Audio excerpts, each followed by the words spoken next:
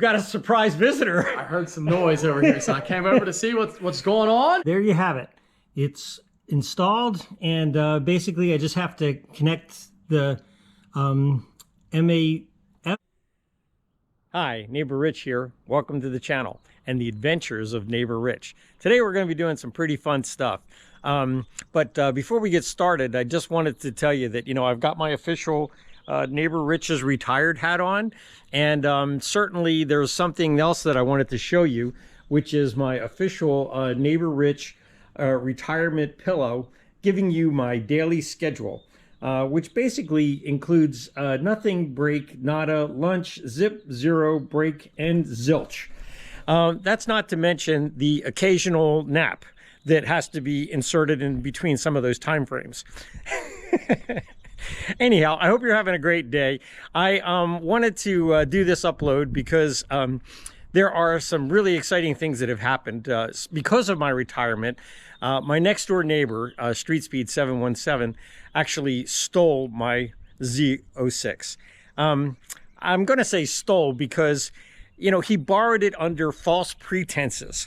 He told me he was going to take it for a drive. He wanted to do something with a manual, and he didn't have a manual. All of his cars are automatics. And so I thought, fine, take it for a spin, burn some rubber. It's fine. I don't have a problem with that. But what he did was he actually installed a CORSA XTREME exhaust system. And honestly, it was something I was thinking about. I thought it would probably take me at least a year to, get the money together or what I wanted and actually do it. And the way it worked out is he stole it. He came back and then he showed me what he had done. And honestly, I was thrilled. Big kudos and thank you to Streetspeed Mike, my next door neighbor. No question, SHAWN at CORSA Performance. Again, big thank you. Really appreciate, the exhaust and the air intake, which is something we're going to actually try to install today. So the rest of the video, we're going to talk about a little bit about the Z06, look at this air intake, and then take a look at the results.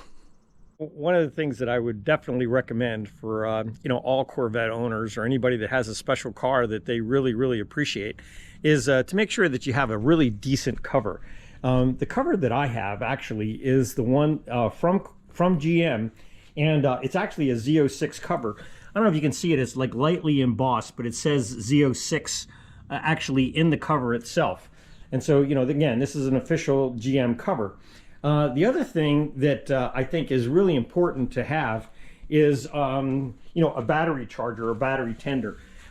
These are invaluable if you're going to have, especially, it seems like a C7, probably a C8. If these cars get the battery low or the battery gets low, they give you all kinds of error messages and problems. And so one of the things you always want to do is make sure that the battery has a full charge to it. When I take my cover off, I have a very specific way that I like to do it. What I like to do is first, just take it off of the back of the car and flip it up.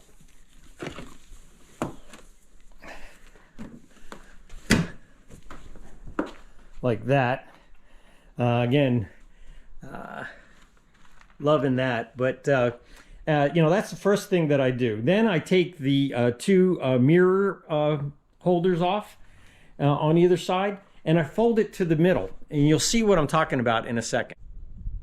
So once you have the cover folded to the center, what you do is you roll it up from the front. Nice thing about having it like this, because if you just ball it up and you don't pay attention, what happens is that you can't actually figure out sometimes which way is the front, which way is the back.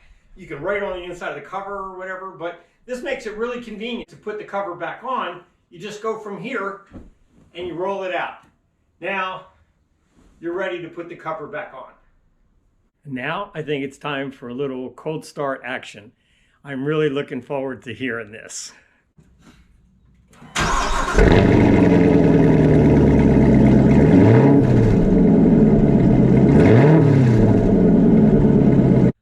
Wow, I do love that sound. Again, thanks and a big shout out to Streetspeed717, SHAWN at CORSA Performance, And also Curtis, thank you, dude, for helping Street Speed to actually get that system put on there. Now we're going to actually try to do a little work with the air intake. CORSA also provided an air intake, and we're going to see if we can look at that and see if it's something we think we can do. Well, at this point, I've moved the cars around a little bit and getting ready to actually try this install. I read over the instructions. Fortunately, CORSA Performance does give you some instructions with this, a little instruction manual. And, you know, I've got my toolbox, and most of my tools are either Craftsman or Snap-on. I like both of those brands, but, you know, obviously the Snap-on is a little nicer, a little better chrome finish for sure. Anyhow, to say the least, these are the instructions. And so what we'll do is we'll take these instructions, go one by one, but we've got a couple of parts to put in for sure. And looks like we're going to have some fun. First thing is we've got to remove this radiator air outlet duct. It's got 4 bolts to it, and we just need to get this going. The first part is just about done.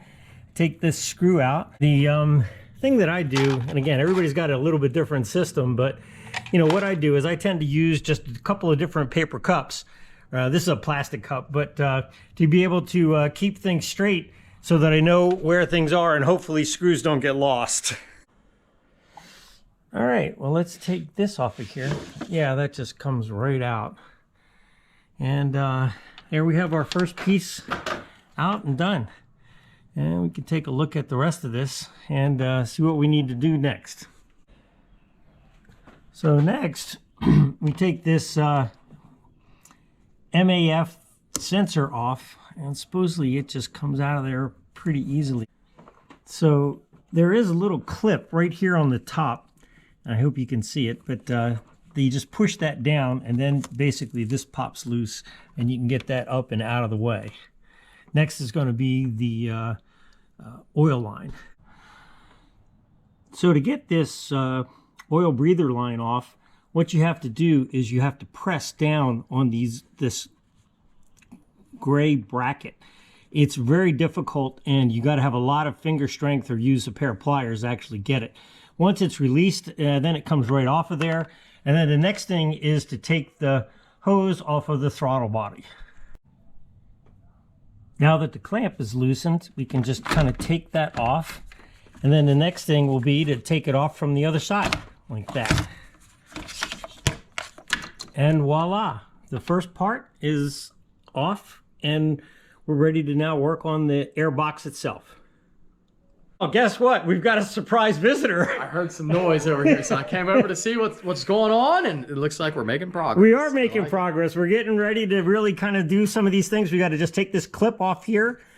If I can get it, there you go. And take this, pop this out of the way a little bit so that this is loose, and you're ready to take out the air box. Cool. So we are making progress. Thank you for your supervision. But yeah, you're right. Super dude, like I love this guy. I love this guy. It sucks filming and trying to do stuff. Like, yeah. It sucks. So bear with him. It's the worst part of like trying to fix your car, do anything with it, and film it is awful. It takes you 5 times as long. Yeah, it's terrible. It does take you 5 times as long. I agree with that. But you know, honestly, it's not as bad to me as it is trying to do that POV stuff.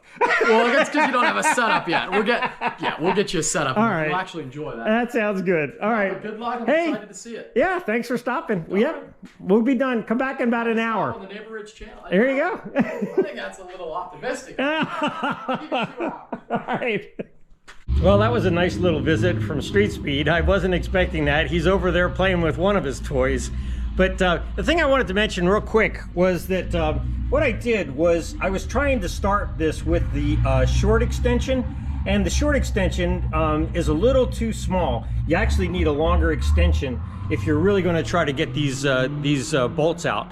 And you need 3 different sizes of metric tools. You need a 7mm, an 8mm, and a 10mm. And you're going to need those 3 if you're going to try to tackle something like this.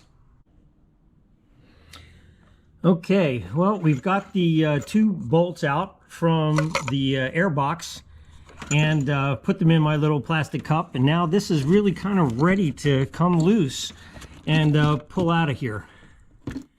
Well, we're making some progress here. The trick seems to be to get this front corner up past this little lifter for the hood, and then basically it comes right out.